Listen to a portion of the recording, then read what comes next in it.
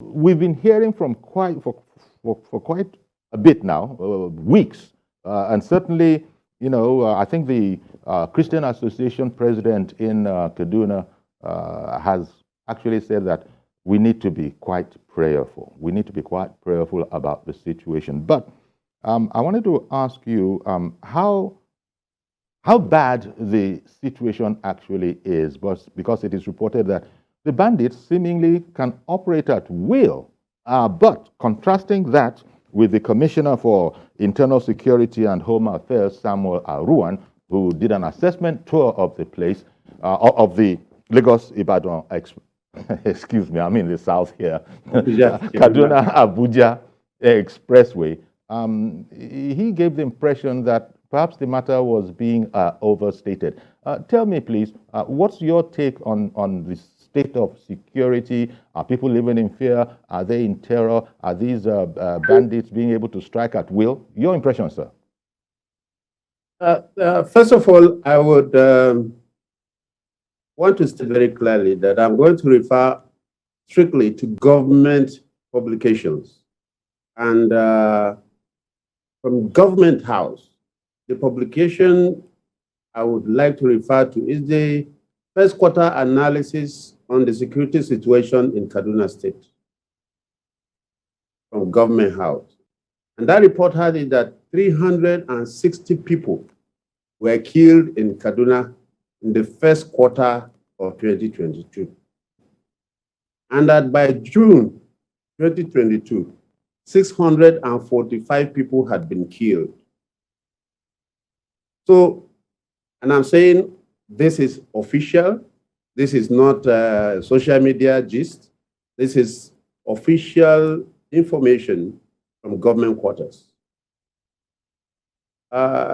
Anybody who has any reason to be in Kaduna, who has been in Kaduna for any moment between January and now, knows that everybody lives a prayerful life. Whether you are in your house or you step out of your house, there is no certainty as to your safety. There is no certainty that you will go out to work and come back. There is no certainty that if you don't go out, you are safe.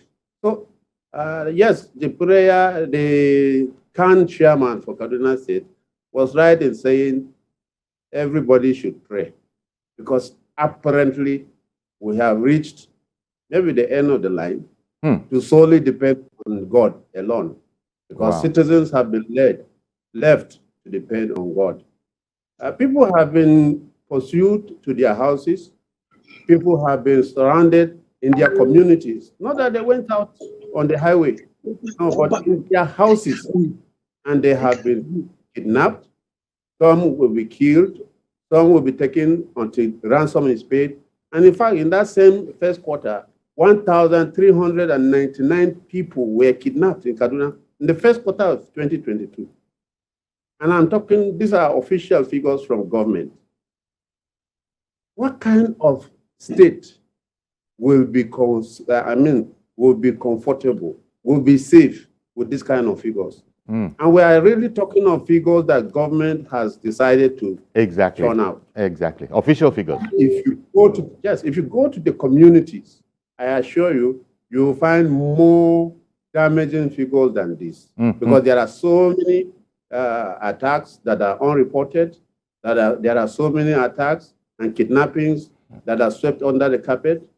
Communities within Kajuru and Chikun local governments will tell you, if you meet persons from there, they no longer even know how to sleep. People have permanently either relocated to public institutions like primary schools or churches for safety. Agriculture has dwindled. People's social life has completely been shattered and scattered. So, like I said, these are the official figures from government, and I don't want to go into the things that somebody will wake up tomorrow and say they were products of Mark Jacob. We started some advocacy in 2016 and 2017.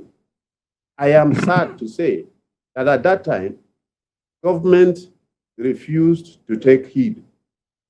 As at that time, government describes some of us as troublemakers, as rabble-rousers, as bad losers of elections, that we lost elections because, yes, some of us are PDP members with no apology.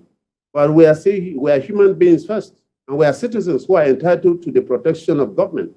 The duty and responsibility, the core responsibility of government is to ensure that citizens, irrespective of their political coloration, tribe, or religion, are given safety and protection. Indeed. So we are not asking for anything above board when we say we demand and deserve to be protected by government.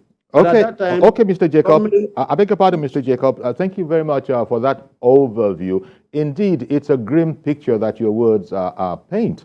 Let me come to you, comrade. Comrade Danjuma Sarki, youth activist, yes, and politician.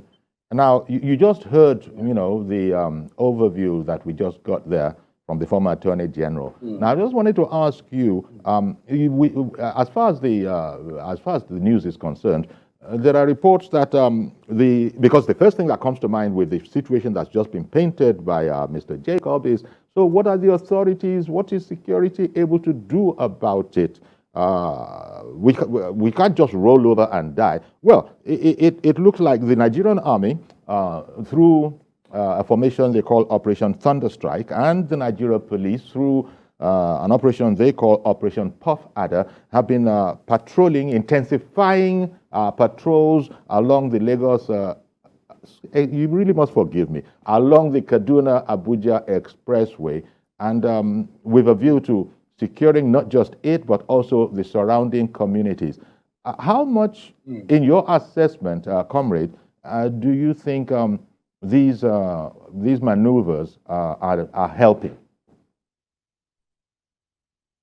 I want to tell you, Uncle Yori, the people plying Kaduna-Abuja Road are really traveling on the mercy of God.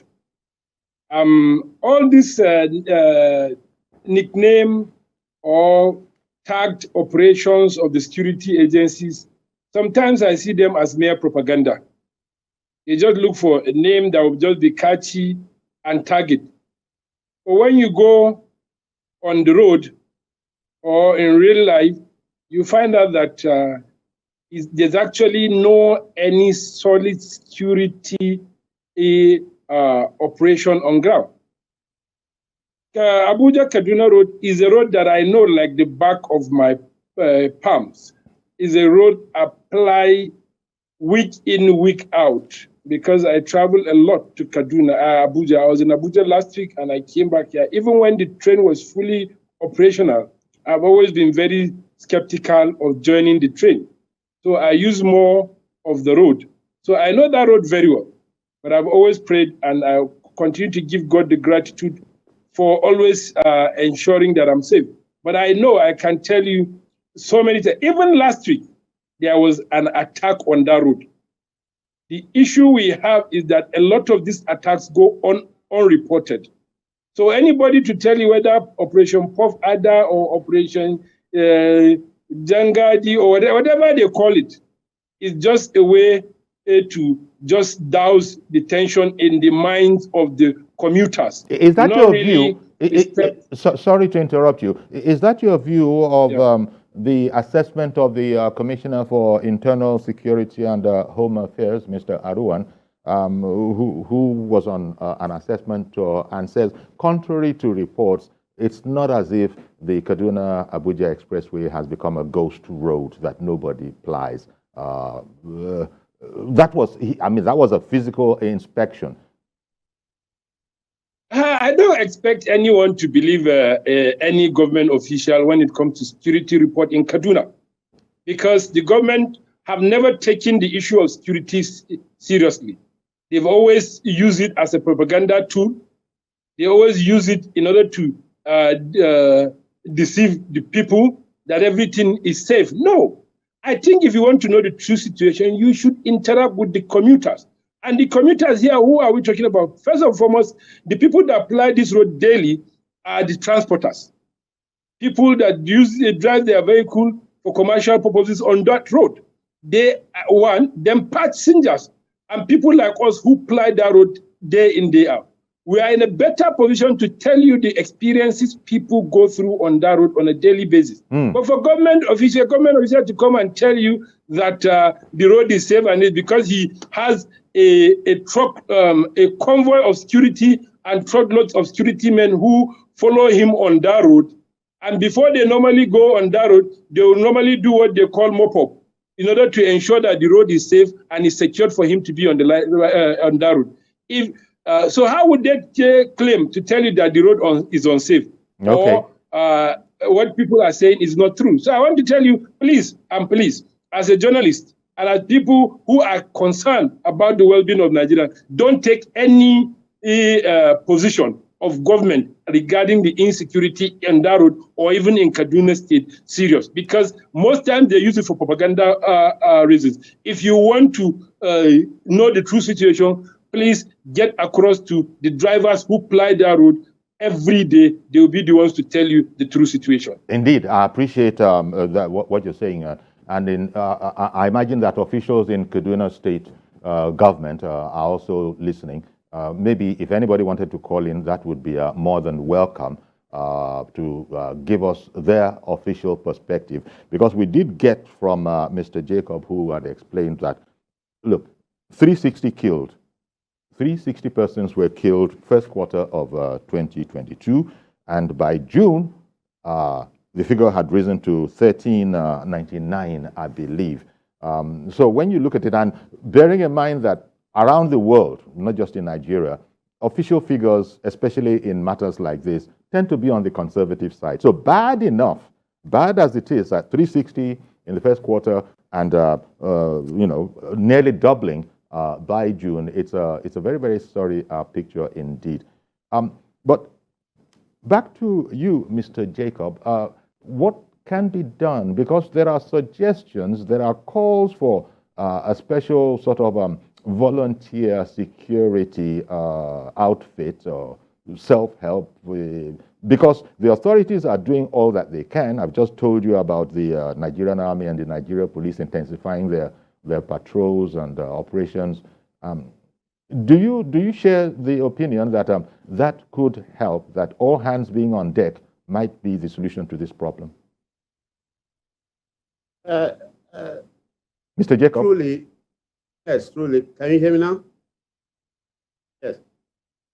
My sincere assessment is that government must get serious about issues like this.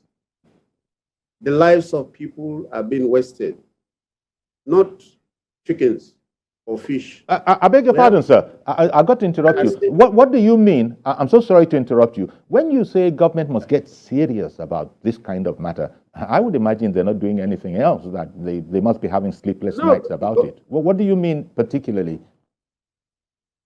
The governor of Kaduna State was reported to have said that he knows, or the government knows, where the terrorists are, and that they even listen to their conversations.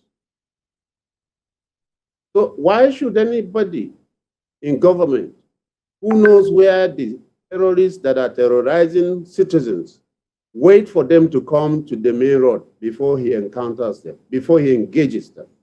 Okay. If truly the governor knows where these terrorists are, what stops government at all levels? Government has the monopoly of violence. Government has absolute control of the institutions that bear arms. Citizens who have attempted to bear arms have been arrested. Some of them have been prosecuted. I have represented some of them in court simply because they had then guns. Citizens have been pursued, hunted, and brought to jail because some just dared to speak up against the violence.